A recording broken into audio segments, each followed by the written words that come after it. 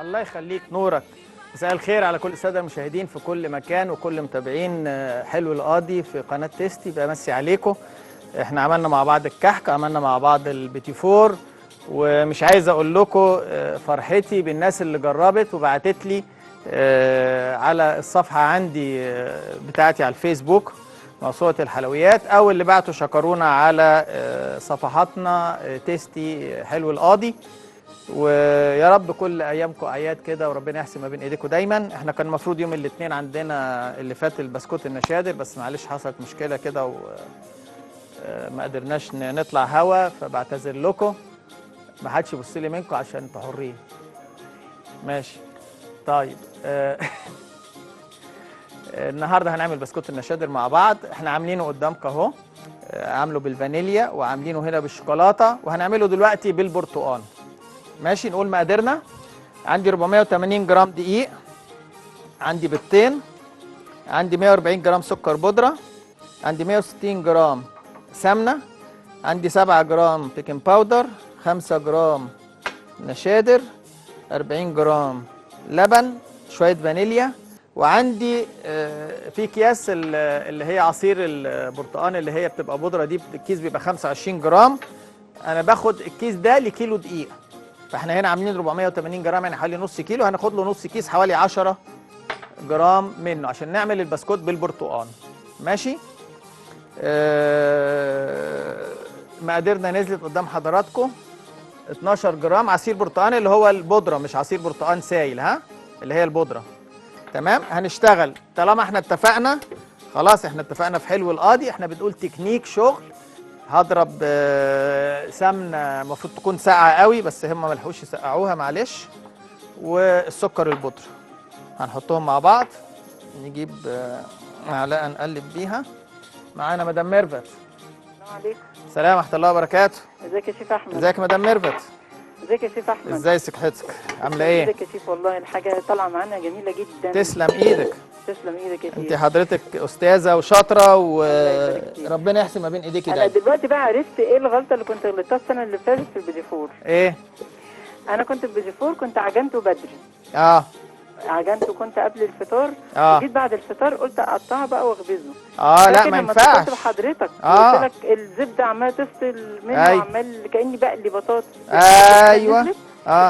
وساعتها قلت لي المقادير، قلت لك المقادير مظبوطه. والله يا شيف ما بقتش عارفه الغلطه ايه. السنه دي لما سالت حضرتك عرفت ان الغلطه ان انا كنت ركنت العجينه شويه. يا تسلم ايدك يا مدام ميرفت. والله يا شيف ربنا يبارك فيك وربنا يحسن ما بين ايديكي دايما، ودايما كده تعملي كل حاجه حلوه. ليكي اي اسئله؟ طب بصوا يا جماعه، السؤال اللي قالته مدام ميرفت ده سؤال حلو جدا. تمام. عملت ايه؟ هي عجنت العجينه وسابتها، ما كسرتهاش، ما ينفعش. بسكوت بيتي فور اي حاجه. كحك ممكن اسيبه شويه، الغريبه ممكن اسيبها في الثلاجه مش هيجرى حاجه، انما كحك بسكوت اي حاجه من دي ما ينفعش ان انا اعجنها واسيبها عجينه وبعدين ارجع بعدين اكسرها، هتبوظ مني. يعني مدام ميرفت قابلتها المشكله السنه اللي فاتت وكانت بتناقش معايا وايه السبب ومش ايه السبب. تمام. فهتخلوا بالكم من النقط الصغيره دي. ادي كمان البرتقال بتاعنا، عصير البرتقال بتاعنا. تمام. ادي البيكنج باودر على الدقيق، دي فانيليا، ودي نشادر هنحطها على اللبن، وادي البيض بتاعنا. اهم حاجه عندي العجينه بتاعتي بتضرب اهي كويس. ده البسكوت النشادر المكنه اللي احنا هنكسره دلوقتي بمكنه المفرمه بتاعه اللحمه. تمام. هنسيبها تضرب كويس قوي لما تهيش معانا. انا عايزك يا استاذ احمد معايا قبل الهوا دلوقتي. انا مع الشيف تامر جوه حضرنا. افتح تبص لنا على اقل من مهله اهو. تمام. احنا عملناه ده البسكوت النشادر اللي هو بالكيس، لان في الهوا مش هلحق ايه اسويه، فقلت احضره قبل الهوا واسويه قدامكم. ماشي، عشان بس الفرن ما يهبطش. البسكوت النشادر ده اللي هو بالكيس للناس اللي ما عندهاش مكنه بس عايزه واحد يكون بيشتغل بالكيس كويس. هنعمل منه شوكولاته، هنعمل منه برتقان زي ما عملنا هنا، هنعمل منه جوز هند اي تشكيله انا عايز اعملها هعملها. نعم. لا من وراه احنا ما قلنالوش. طيب هنا كده هي ضربت معايا كويس. هوقف المكنه كده هدي وابتدي ايه، ابعد دي بس عني عشان وانا ايه بحط البيض اهو.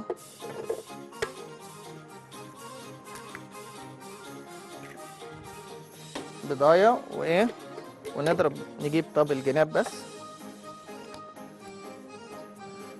تمام. يبقى مهم قوي عندي ان انا وانا بضرب حاجتي ان انا اضرب وايه واشتغل على طول، ما ينفعش ان انا اسيبها. حطيت اول بضايه والبيض يبقى في درجه حراره الغرفه، والا هلاقي البسكوت بتاعي فصل. لو البيضه ساقعه طالعه من الثلاجه هتخلي السمنه تمسك معايا، وهلاقي البيض بقى فصل معايا، العجينه بتاعتي فصلت وبقت عباره عن حبيبات وماده سايله كده. فمهم قوي ان احنا ايه نخلي بالنا من الموضوع ده. طبعا هو يستحسن ان انا اخليها تضرب اكتر من كده،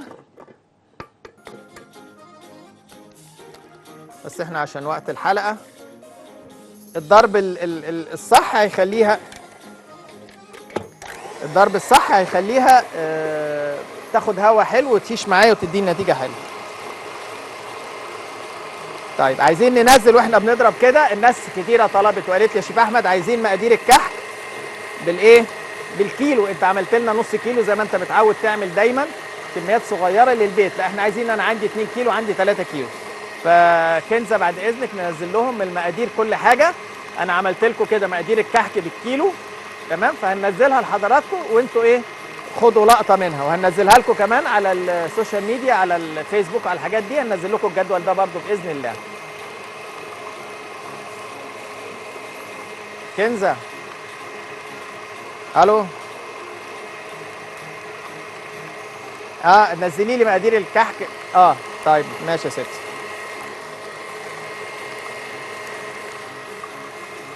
لا بقى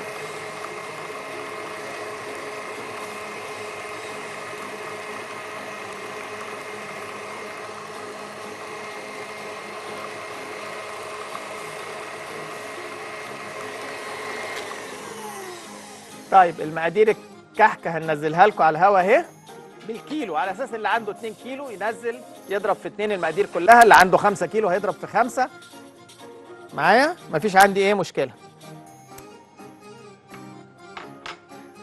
ماشي يا حبيبي. مقادير الكحك اهي بالكيلو. لا ايه ده ايه ده ايه ده دي انت نزلت المقادير القديمه مش اللي انا مديها لك دلوقتي. احنا عايزين كيلو دقيق و525 جرام سمنه و60 جرام، لا مكتوبه غلط، راجعيها تاني يا كنز.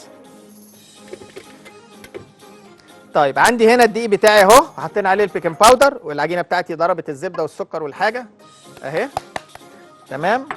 شويه فانيليا هم تمام، وادي النشادر على اللبن،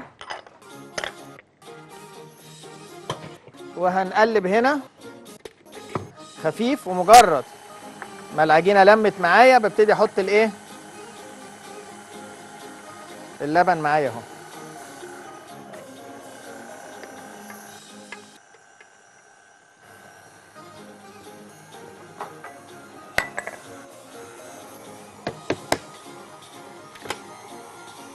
تمام ادي كده العجينه بتاعتنا اهي تمام. هنجيب بس الجناب كده ونديها تقليبه واحده وايه، وتبقى العجينه بتاعتي كده جاهزه.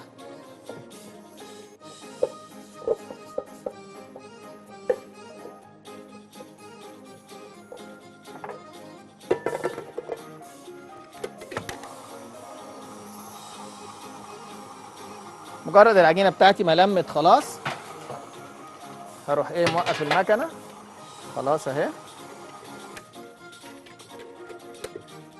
اهي. بصوا قوام العجينه بتاعتي اهي، شايفينها؟ مين اللي هياخدها؟ اهي بصوا قوام العجينه عامل ازاي. تمام، وشايفين اللون اللي خدت اللون الاحمر من البرتقال، ده اللي هيبقى فارقها عن العجينه التانيه.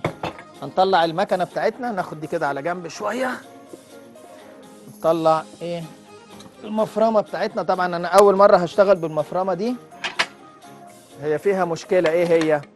المفرمه اللي بتركب عندي على المضرب بتبقى سرعتها انا بقدر اتحكم فيها. بمعنى ايه؟ بمعنى ان انا بتبقى من الدراع هنا انا بتحكم في السرعه، بخليها على 1 2 3 4 5 6 زي ما انا عايز. انما عيب المفرمه دي مفرمه لحمه بس، سرعه واحده. ولما فوجئت ان هي ما بتحكمش في السرعه. بصوا السرعه سريعه ازاي.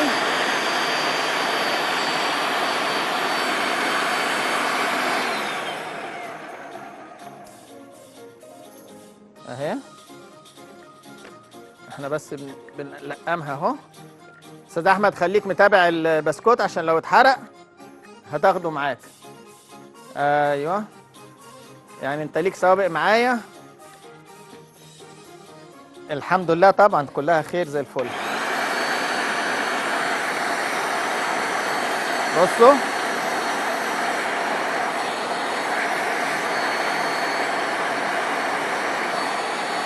اهو اهو، بقطع بالشكل ده اهو وبلقمها.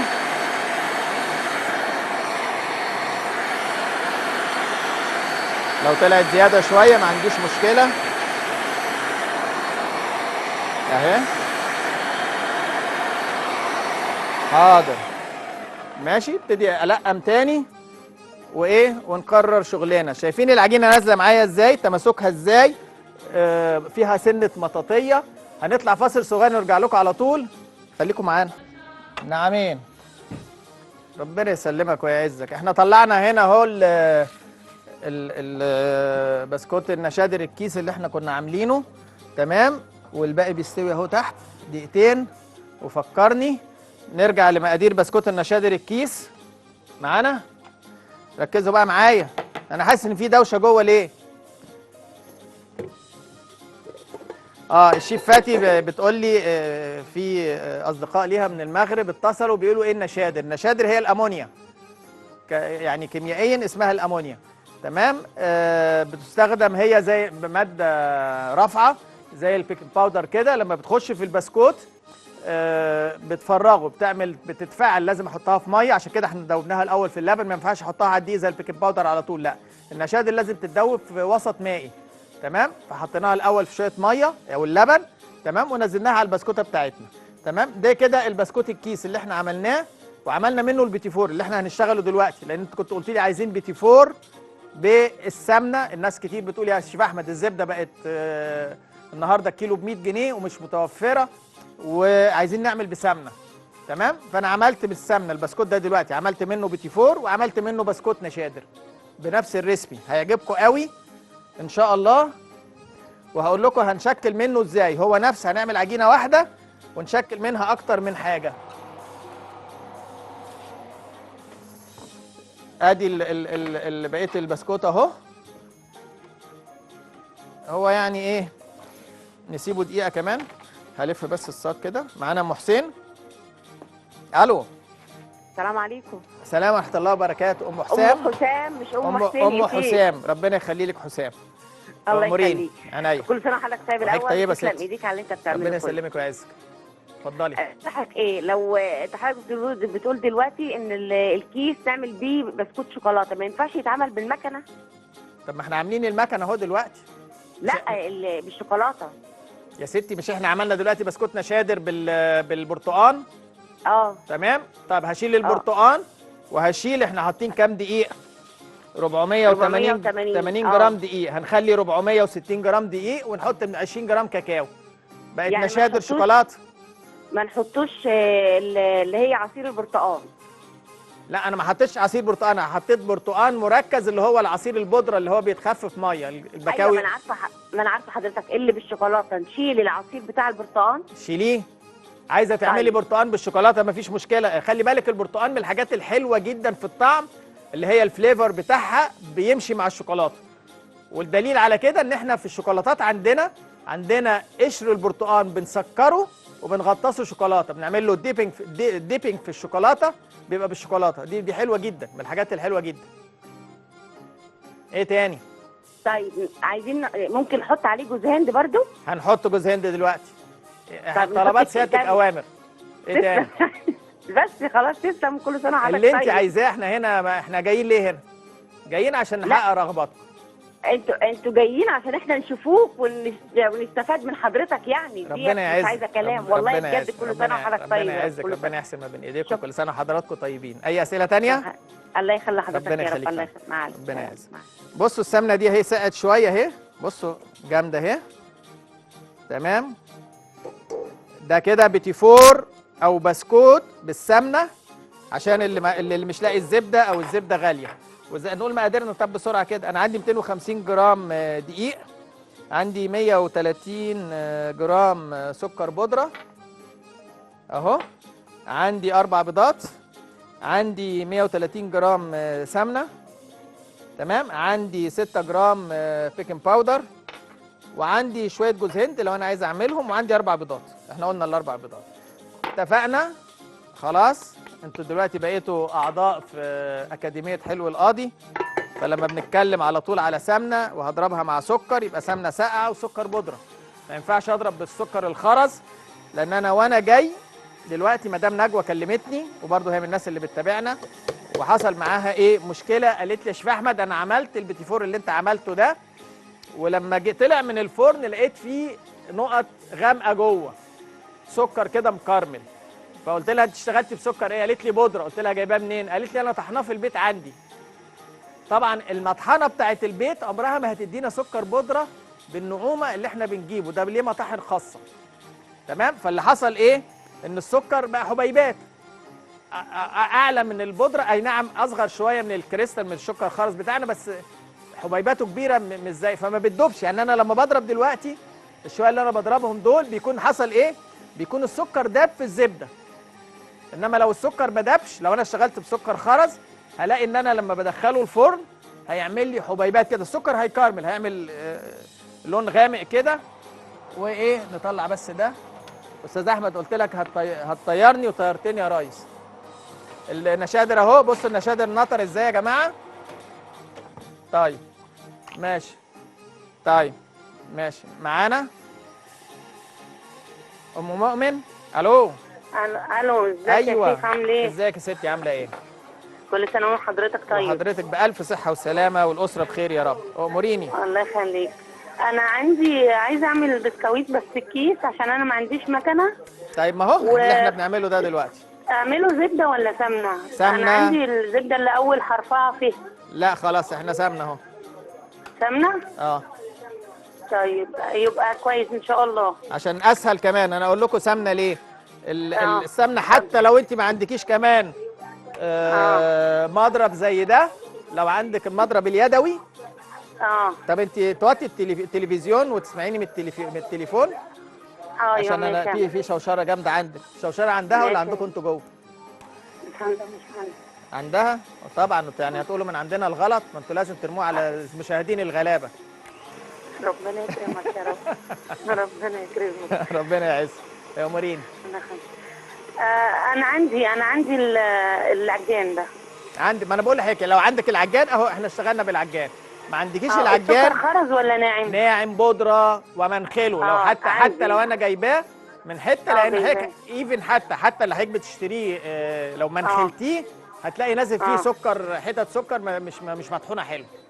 ايوه ماشي. طب ممكن تنزلوا لي المقادير تاني بعد اذنك؟ عينيا. تسلم عينك. تسلم عينك. مقادير البيتي فور هتعمله ولا انت هتعمله؟ عايزه مقادير ايه؟ البيتي فور. البيتي فور ما احنا عملناه الحلقه اللي فاتت. لا ما خدتش بالي. طيب ادخلي على الفيسبوك عندنا على القناه هتلاقيه، او ادخلي عندي حتى على صفحتي موسوعه الحياه مع احمد القاضي هتلاقيه برضه. ربنا يكرمك يا رب. تحت امرك. تحت امرك ستي. ربنا يكرمك. عناية ليكم. تمام كده احنا حطينا بيضتين وضربنا، وادي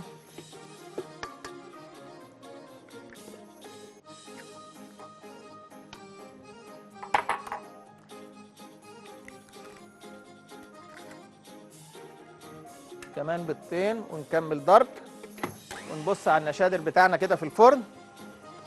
لا لسه شويه.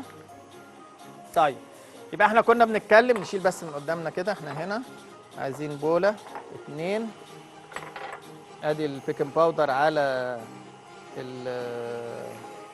الدقيق بتاعنا. نشيل دول كده ونحط ايه بولات هنا. بص انا هعمل ايه. انا عندي هنا 3 بولات وهشرح لكم ليه. دلوقتي حضرتك احنا هنعجن العجينه دي، تمام. هنديها دلوقتي الدقيق والبيكنج باودر، ولو في شويه فانيليا كنا ممكن برضه هنديها شويه فانيليا، مفيش اي مشكله عندي. معانا ام مهند. السلام عليكم شيف احمد. السلام ورحمه الله وبركاته. ازي حضرتك؟ تسلم ايدك والله. ربنا يسلمك ويعزك يا ستي، ربنا يكرمك. الله يبارك لك. انا عملت البيتي فور ومش عايزه اقول لحضرتك هو اساسا خلص خلاص. بالهنا والشفا. الله يهنيك. خلص ولسه هعمل تاني. تعملي ربنا يحسن ما بين ايديكي دايما. ويا ستي ده احنا هنيجي نعمله عندكم. الله يبارك لك يا شيف. تسلم، كلك ذوق وكلك واجب والله. عناية ليك يا ستي. معلش يا شيف استسمح حضرتك، بس بسكوت النشادر النشادر هندوبها مع اللبن صح؟ ايوه تمام. قد ايه بقى المقدار؟ احنا حطينا 10 جرام. مع اللبن قد ايه؟ اللبن كان 40 جرام انا هنزل له دلوقتي المقادير للكيلو على طول. للكيلو؟ طيب خلاص. واقسم انا بقى لو عايزه اعمل اقل من كده. عايزه تزودي زودي، عايزه تنقصي تنقصي. نزل لنا بقى بعد اذنك يا كنزه. اي اسئله ثانيه؟ اشكرك شكرا جزيلا. كل شكرا سنه لسان وانتم حضرتك. طيبين كله خير يا رب. كل سنه وحضرتك طيب. كنزه نزلي لي لو سمحتي المقادير بقى، الكحك الكيلو اللي انا مديهم لك، وبعد كده مقادير النشادر، وبعدين البيتي فور، وبعدين الكيس اللي احنا عملناه ده كله. تمام. هنضرب بقى شويه. احنا قلنا كده حطينا البيض هنضرب. ايه الفرق بين البيتي فور يا شيف احمد؟ ايه ده يا حبيبي؟ كيلو دقيق، 525 جرام سمنه، 60 جرام سكر بودره، 10 جرام خميره، 8 جرام بيكنج باودر، و50 جرام سمسم لو الناس عايزه تحط سمسم، و20 جرام ريحه كحك لو حد عايز يحط ريحه كحك. حد عنده محلب هيحط شويه محلب مفيش مشكله. البيتي فور طب كيلو زبده، 7 بيضات، 350 جرام سكر بودره، كيلو 150 جرام دقيق. معايا نسيبها لها بس يا استاذ احمد ايه بحيث يصوروا. اللي عايز يصور يصور. بسكوت النشادر المكنه اللي احنا عملناه الاول اللي هيتعمل بالمكنه المفرمه. كيلو دقيق، 5 بيضات، 300 جرام سكر بودره، 325 جرام سمنه، 16 جرام بيكنج باودر، 10 جرام نشادر، 100 جرام لبن وشويه فانيليا. والخطوات اللي احنا مشينا عليها. بسكوت نشادر الكيس اللي احنا بنعمله ده دلوقتي، كيلو دقيق، 500 جرام سكر بودره، 8 بيضات، 500 جرام سمنه، 16 جرام بيكنج باودر وفانيليا. والنشادر الاولاني والنشادر الثاني الكيلو لو انا عايز اعمله برتقان هديله باكو عصير اللي هو عصير البرتقان الباودر. ماشي.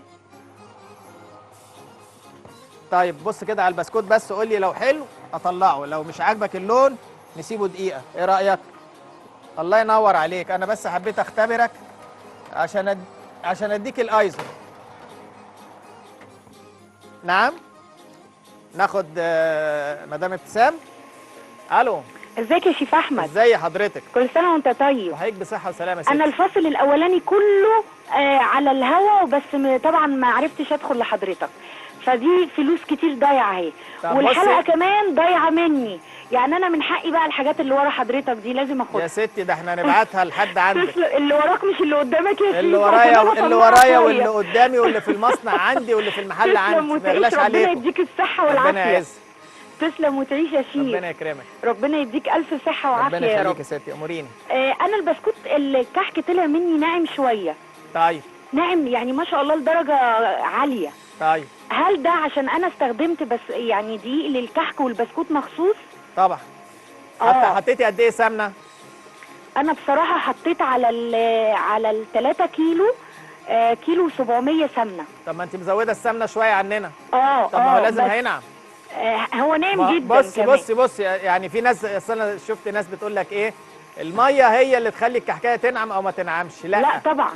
السمنه تنعم الكحكايه، الميه تقرمش الكحكايه. تقرمشها.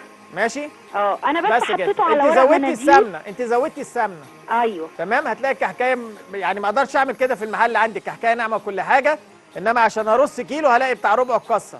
ايوه فعلا. هيفرول. ما عشان كده لازم كل حاجه ليها عيار. لو حاجه زادت مش معناها حلو، مش معنى ان انا ازود السكر يبقى بقت حلوه، لا هتاثر عليا. أيوة. بصوا يا جماعه، الحلويات انا بعتبرها كيمياء، معادلات. لازم الطرفين المعادله يتساووا. ما ينفعش انا اجي في طرف من الطرفين ازود يبقى ايه مالت ميزان. لازم ده يمين يساوي الشمال. لو زودت هنا هلاقيها مالت الناحيه دي، زودت كده هلاقيها مالت الناحيه دي. زودت المواد السائله الكحكه هتفرش مني زي ما حصل معاك وهتنعم زياده وهتتكسر. زودت المواد الجافه هتنشف مني وهتبقى معضمه ومش حلوه ومكتومه. لازم العيار اللي انا بديهولكوا انا يعني عفوا. طيب ماشي. العيار اللي انا بديهولكوا ببقى انا مظبطه ومجربه. تمام. البسكوت، النشاده، كل الحاجات دي انا مألفها. تمام. والحمد لله الحمد لله قنوات تانية بتاخد مقاديرنا وتشتغل بيها. فانتوا خدوا من الاصل، ما تاخدوش من حد تاني. ناخد فاصل صغير ونرجع لكم على طول، خليكم معانا. رجعت لكم تاني قبل الفاصل. طلعنا البسكوت النشادر اهو. تمام. لونه الذهبي اهو حلو. ادي ده اللي بالمكنه وده اللي بالكيس. طبعا المكنه حسب مقاس المشط بتاعي هيديني السكنس بتاعها. في مشط بيبقى تخين شويه هيخلي لي البسكوته بتاعتي ايه تخينه شويه محمله. اللي معانا رفيع هيطلعها لي رفيعه كده. دي اللي بالكيس حسب مقاس البلبله بتاعتي انا بتحكم في الكيس بتاعي. طيب احنا عملنا هنا دلوقتي البسكوت بتاعنا وضربناه، وادي الدقيق بتاعنا عليه البيكنج باودر. تمام. وهنروح ايه مقلبين كده عجينتنا. طب يا شيف احمد، انا عندي دلوقتي البسكوت ده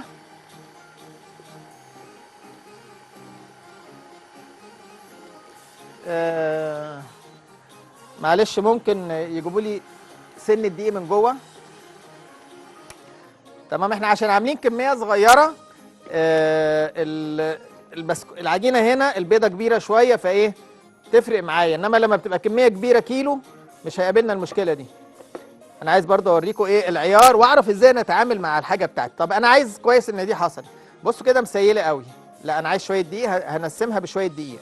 تمام. طيب انا لو انا شغال بسكوت زي ده وحصل ان انا غلطت في اي عيار مثلا في المواد السائله وزادت مني شويه، هسندها بشويه دقيق لحد ما اوصل للقوام بتاعي. طيب لو انا حصل مني العكس، المواد الدقيق زاد مني شويه او حاجه، لما اجي اخف بزيت ذره. طب ليه زيت ذره يا شيف احمد؟ انا العجينه بتاعتي اتعجنت خلاص. اسهل حاجه في التجانس تدخل عليها وتتجانس وتمسكها لي يعني تديني القوام اللي انا عايزه زيت الذره. انما لو حطيت سمنه هبقى محتاج ان انا اقعد اقلب كتير، ففي خوف ان هي ايه العجينه تشد مني عرق ايه في حاجه العجينه تشد مني عرق وتعضم معايا. فيبقى انا سهل عندي لو انا شغال في عجينه.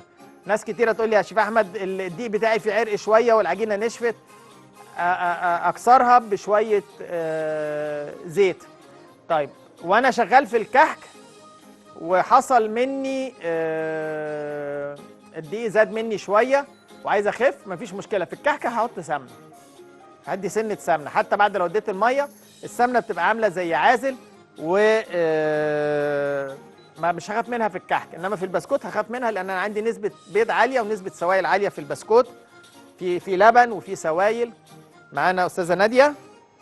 ازي حضرتك يا شيف؟ ازي حضرتك؟ اتفضلي. كل سنه وحضرتك طيب وحضرتك بألف صحة وسلامة. وقفتك والله. ربنا يعزك، ربنا يكرمك يا ستي. ربنا يعيد عليك الايام بخير انت يا رب على حضرتك وعلى الساده المشاهدين كلهم. اللهم اني صايمه بقى، بس لازم اقول بقى ايه الشياكه بتاعت كل يوم دي بقى، ذوقك جميل في اللبس والله. ربنا يخليك. بصي هقول لك بصراحه يعني وتعيش يا رب. ربنا يخليك. تسلم المدام لان هي اللي بتدلعني كده. ممكن بعد اذن حضرتك بس مع ان البرنامج بتاعك طبعا بيسمع كله. نعم. اقول لي مدام ايمان جت من السعوديه، هي مصريه طبعا زينا بس كانت عايشه هناك وكانت بتتابع حضرتك. نزلت القاهرة هي وأولادها عشان تقضي أجازة سعيدة كده، فبقول لها الحمد لله على السلامة. القاهرة نورت. نورت مصر. ربنا يخليكي. الله يخليك يا شيف. وانت طبعا مش حارمنا من حاجه، والله ماليش اي طلبات. ربنا يخليك. انا متابعاك كل يوم وبسم الله ما شاء الله، يعني اقبال بقى. أنا من اول البرنامج وانا بتصل يقول لي مشغول. الحمد لله. ربنا يكتر حبايبك يا رب. ربنا يا رب ما يحرمنيش منكم. اي اسئله؟ ما يحرمناش منك. تحت امرك يا ست. الله يخليك يا شيخ. ربنا يعز. الف سلامه يا ست. واحده على الفيسبوك بعتها بتقول لي يا شيف احمد، انت لما بتقعد في البرنامج تقول كل التريكات وكل الحاجه كده، ناس تانية بدون ذكر اسماء بتاخد الحاجات دي وتعرف وتعملها عندها وتقول لك احنا اللي مؤلفين، واحنا يقول لك حصري عندنا اول مره. حاجات انا عاملها من 8 سنين خدوها من عندي يقول لك حصري اول مره. طب يا جماعه ده بقى لها 8 سنين عاملها، يعني حصري بعد 8 سنين؟ طب مثلا حصري خدها مني بعد اسبوع وقول حصري، يعني الناس ما اتفرجتش، انما بعد 8 سنين. طيب تمام. فكده بتقول لي، فقلت لها والله انا لما بطلع كل الاسرار وكل الشغل بتاعي، انا بقالي دلوقتي اكتر من 30 سنه في الشغل ده، في البيزنس ده. لما بطلع الاسرار دي انا بطلعها ليكم انتوا، للمشاهدين بتوعي. ما يفرقش معايا بقى شيف فلان خدها، قناه ايه خدتها، ما تفرقش معايا. انا عايزكم انتوا تبقوا احسن ناس، عايزكم انتوا تبقوا احسن من الشيفات اللي بيطلعوا في اي حته. دي نجاحي، هو ده النجاح بتاعي، ان انا اخليكم انتوا احسن منهم. والحمد لله. عايزكم تدخلوا عندي على الصفحه موسوعه الحلويات مع احمد القاضي، وشوفوا الناس اللي عامله الكحك والبسكوت والبيتي فور، والله حاجه تفرح، والله احلى من المحلات. الحمد لله. مش عايز اقول لا، ادخلوا انتوا على الصفحه واتفرجوا بنفسكم وشوفوا الكومنتات عامله ازاي. الو. السلام عليكم. السلام ورحمه الله وبركاته. ازي حضرتك يا استاذ ازيك يا أحمد؟ فندم؟ كل سنه وحضرتك طيب. وحضرتك بألف صحة وسلامة يا سيدي. حضرتك دلوقتي بسكوت الكيس، حضرتك قلت لنا على مقاديره، بس حضرتك ما قلتش جوز الهند بالظبط قد ايه في حاله لو احنا عايزين جوز الهند. حاضر. يا ريت تقول لنا الاضافه ايه بتاعت جوز الهند، ونعملها مطحونه ولا تبقى نظامها ايه عشان تنزل في المكنه سهله؟ لا، خلي بالك من حاجه مهمه جدا يا جماعه، خلوا بالكم من حاجه مهمه جدا، الا وهي ان جوز الهند في منه نوعين، في جوز هند ناعم وفي جوز هند رزه. جوز الهند الرزه دي بتلاقي الحبايه خشنه شويه، دي ما تنفعش معاكي لا في شكلمه ولا في بسكوت ولا في اي حاجه، ولا في بسيمه ولا في بسبوسه، ما تشتغلوش بيها، مش هتنفع، هتبوظ لكم الشغل. انا عايز الناعمه اللي هي اقرب للناعمه خالص، يعني قريبه للدقيق كده. طب قد ايه شيف احمد نحط يعني على العيار بتاعنا كده، احنا ممكن مثلا ال 480 احنا عاملين كام؟ 250 جرام دقيق، ممكن بتاع ما فيش 25 جرام 50 جرام بالكتير قوي جوز هند. معانا استاذ خالد. الو. السلام عليكم. السلام ورحمه الله وبركاته. ازيك يا شيف احمد؟ كل سنه وحضرتك طيب. وحضرتك بألف صحه وسلامه يا فندم. الله يخليك يا فندم. بقول لحضرتك كنا عندنا العجان، بس كنا عايزين حضرتك نعرف وش البسكوت اللي بيتركب على ملحق المفرمه يعني. على المفرمه يا فندم، مفرمه العجان. لو انت كام حضرتك يا فندم؟ 5 يا فندم. رقم 5؟ انا جبته حضرتك بس لقيته صغير، يعني لقيته صغير. لا بص حضرتك، هو 5 الوش بتاع العجان ده 5. الشركه دي المفرمه هي اللي بتعمل العجان، والاثنين نفس الوش، وش نمره 5، لان انا عندي العجان وبركب بشتغل كنت عليه على نمره 5 على طول.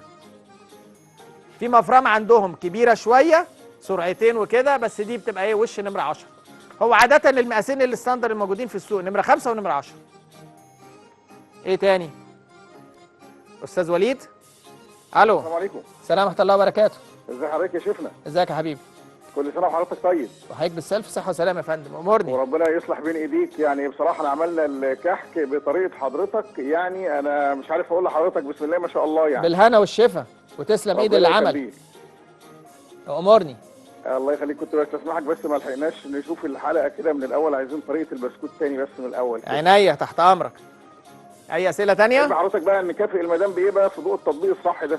لا ده المدام لو جبت كل الدنيا ليها ما نقدرش نكافئها. فقناش في الغلط. ربنا يخليك يا شيفنا، وربنا يصلح ما بين مقادير البسكوت نزلت لحضرتك يا فندم، وتحت امرك، وتسلم ايد المدام، وربنا يحسن ما بين ايديها دايما. ربنا يخليك. وكل سنه وحضرتك طيب. بألف صحه وسلامه يا فندم. ربنا يخليك. ربنا يعزك حبيبي. حاضر. طيب ادي كده شكل لو انا هعمل البسكوت الطويل ده. تمام. هاجي هنا اهو، شايفين اهو،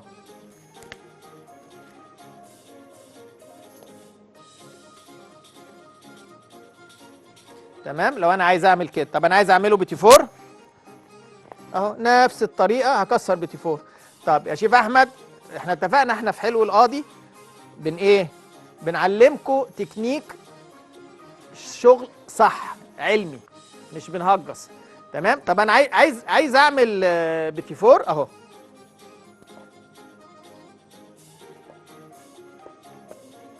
الضفر اهو،